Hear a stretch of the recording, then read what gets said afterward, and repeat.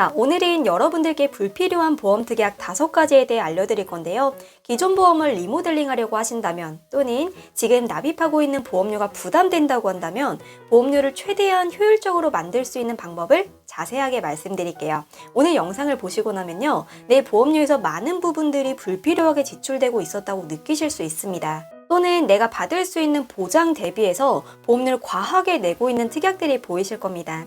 인생을 살면서 위험한 요소들을 이 보험이라는 금융상품으로 대체하는 거지만 여기에 많은 비용을 내게 되면 투자나 연금으로 준비할 수 있는 자산이 줄어들기 때문에 적절한 자산 배분이 중요한 거죠. 보험에 돈 많이 쓰지 마시고 꼭 필요한 보험 위주로 가성비 있게 가입을 해야 됩니다. 자, 그럼 이제부터 불필요한 보험 특약 5가지를 한번 알아볼까요? 제가 뽑은 첫 번째 특약은 입원일당입니다. 입원일당은 크게 질병과 상해 입원일당으로 나눠지는데요. 여기서도 또 그냥 입원일당과 중환자실 입원일당, 상급 종합병원 입원일당 등등 또 세분화되지만 저는 태아보험을 제외한 모든 입원일당은 추천드리지 않습니다. 보험료를 보면 20년 납 90세 만기 40세 남성 기준으로 하루 입원했을 때 질병상해 입원비 2만원씩 받으려면 A사는 약 만원부터 J사는 18,000원까지 보험료를 내야 돼요.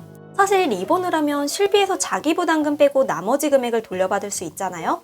상급 병실은 조금 달라지긴 하더라도 굳이 매달 저 정도의 보험료를 내고 가입하는 건 추천드리지 않습니다. 예전에 생각해보세요. 어떤 수술을 하거나 병에 걸렸을 때 예전에는 입원 기간이 길었지만 요즘에는 예전에 비해 입원 일수도 적어지고 통원으로 치료받는 분들도 많으시죠.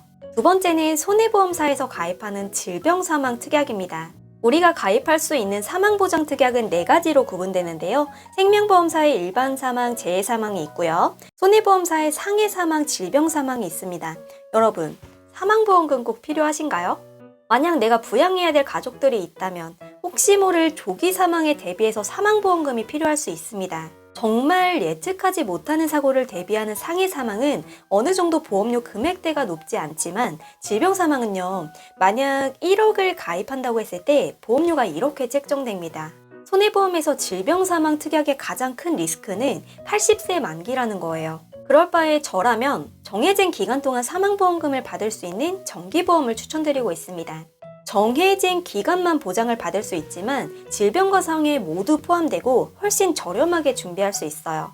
손해보험사에선 상해 사망이 주계약이기 때문에 만약 이 질병 사망 특약이 가입되어 있다면 특약을 삭제하거나 감액하는 것도 가능합니다. 보험료가 부담된다면 가장 먼저 줄이는 특약 중에 하나입니다. 세 번째는 과도한 수술비 특약입니다. 수술비 특약이 여러 가지가 많죠. 증권 분석을 해보면 32대, 64대, 119대 질병 수술비 가입되어 있고 1호종 수술비까지 수술비 특약을 여러 가지 가입하신 분들이 계신데요. 차라리 저라면 진단비를 조금 더 보완하고 수술비는 1호종 수술비 정도만 추천드려요. 그래도 좀 더 수술비를 원하시는 분들은 1호종 수술비랑 각 회사마다 119대, 124대 이런 N대 수술비가 있을 거예요.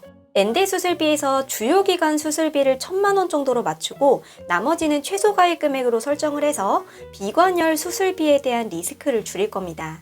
암 수술비도 마찬가지로 아산병원 통계를 볼게요. 전체 암 환자 중에서 암 수술은 19,320건, 항암 화학요법과 방사선 치료의 비율이 훨씬 높다는 걸 확인하실 수 있습니다. 그래서 암 수술비를 준비하기보단 차라리 진단만 받아도 보험금이 나오는 암진단비로 대체하시거나 항암 방사선 약물 치료비 그리고 표적항암 약물 허가 치료비를 준비하시길 추천드립니다. 네 번째 불필요한 특약은 재진단암 진단비입니다. 물론 암이란 질병은 재발률이 높지만 재진단암 진단비 특약은 상품에 따라서 1년에서 2년 면책 기간이 있다는 첫 번째 리스크가 있습니다. 그리고 일반 암 진단비에 비해서 보험료가 비싸다는 두 번째 리스크가 있어요. 20년 납 90세 만기 40세 남자 기준 암 진단비 1,000만원이랑 재진단암 진단비 1,000만원이랑 보험료를 비교해보세요. 재진단암 진단비가 더 비싼 걸 확인하실 수 있습니다. 마지막 불필요 특약은 뇌출혈과 급성 심근경색 진단비입니다. 아마 예전에 보험을 가입하신 분들이라면 해당되는 분들이 많을 텐데요. 뇌출혈 진단비 특약보다 보장 범위가 넓은 특약은 뇌졸중 진단비, 뇌혈관 질환 진단비 특약이 따로 있고요. 급성 심근경색 진단비도 허혈성 심장질환 진단비와 각종 심장질환 진단비로 나눠지게 됩니다. 보험은 어쨌든 내가 어떤 질병에 걸렸을 때 병원비가 나와야 되잖아요. 예를 들어서 우리가 상식적으로 급성 심근경색에 걸리는 분들보다 초기에 발견돼서 협심증이나 부정맥 진단을 받는 분들이 더 많을 거란 말이죠. 보험료도 급성 심근경색 진단비보다 허혈성 심장질환 진단비가 더 비싼 이유는 보험회사의 손해율에 따라 보험료가 책정되기 때문입니다. 보험금이 많이 나가면 그에 따른 보험료를 책정하는 거죠. 혈관질환은 나이가 들어가면서 발병 확률이 더 높아지기 때문에 만약 지금 건강하신 분들인데 뇌출혈 급성 심근경색 진단비로만 준비되어 있다면 조금 더 보장 범위가 넓은 특약으로 보완하시길 바랍니다. 보험을 새로 가입할 분들이라면 오늘 제가 말씀드린 불필요 특약 5가지가 들어가 있는지 확인해 보세요. 이미 이렇게 가입을 했는데 가입한 지 오래되지 않았고 보험료를 줄이고 싶다면 내가 낼 보험료와 받을 보험금을 잘 따져보시고 결정하시면 됩니다.